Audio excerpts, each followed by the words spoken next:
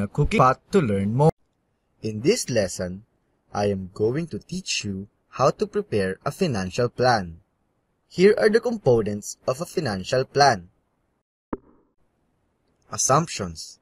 This portion should identify the prices of the different raw materials, utilities, and others that you will need to run your business.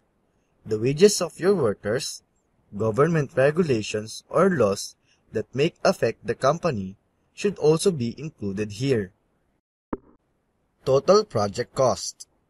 This refers to the total amount of money you will need to start your business, including license or legal fees, rent expenses, cost of equipment, and others.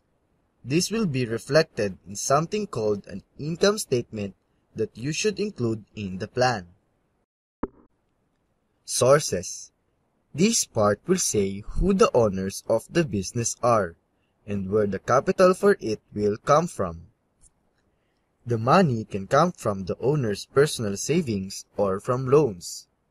These loans may come from banks, other financing agencies, or the company where the owner works for. Financial statements.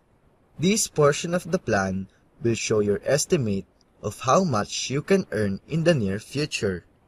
You should then be familiar with the following financial terms. Gross sales refers to the total amount of goods you sold to customers within a certain period of time, including the amount your customers owe you. Expenses refers to the amount of money that you spend every month to keep your business running. These include the amounts you pay for your electricity, water, and the like.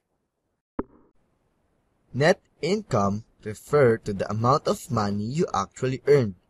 That is, the gross sales less all your expenses.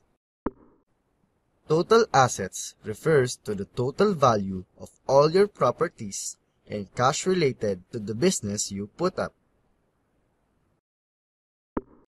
Accounts receivables refers to the amount that your customers owe you. Total liabilities refers to the amount that you owe to other people. That is, everything you borrowed from others including properties and cash.